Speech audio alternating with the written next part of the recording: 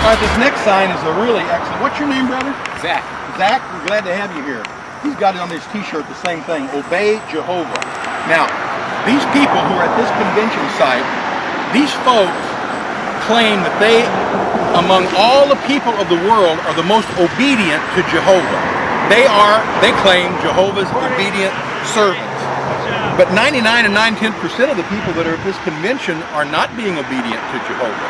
Because Jehovah says at Deuteronomy 18:19 through 22, and I'll start at the 20th verse, it says, "But a prophet who presumes to speak in my name anything I have not commanded him to say, or a prophet who speaks in the name of other gods must be put to death." Now, to prophesy presumptuously in Jehovah's name was put in the same category as prophesying in the name of a false god. They were both to be put to death. It's a serious offense. It's not just some little mistake.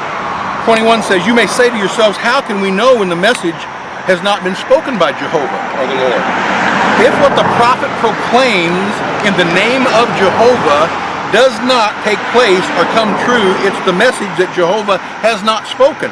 The prophet has spoken it presumptuously, thou shalt not fear him." So the command is not to fear the prophet who prophesies falsely. For many a years, Jehovah's Witnesses were told that the generation that saw the events of 1914, World War I, would be on hand to see the new earth. In fact, for years, Awake magazine, their news journal, informed its readers, and I quote, that Awake magazine is published, and I quote, "to build confidence in the Creator's promise." Notice this is the Creator's promise. It's not some guy in Watchtower headquarters promise. It was the Creator's promise of a peaceful and secure world before the generation that saw the events of 1914 passes away. End of quote. To incorporate God's holy name, a name that Jehovah's Witnesses claim that they and they alone are upholding, into man's presumptuous thoughts is a serious, serious sin. The sin of presumption, Samuel told Saul, was as the sin of witchcraft or divination.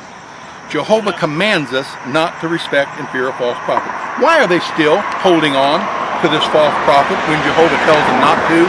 They are disobedient servants of Jehovah. They are not faithful servants of Jehovah. If you want to be a faithful servant of Jehovah, transfer the trust you have in this Watchtower organization, this false prophet organization, over to the person of Jesus Christ. Thank you. Now here's another.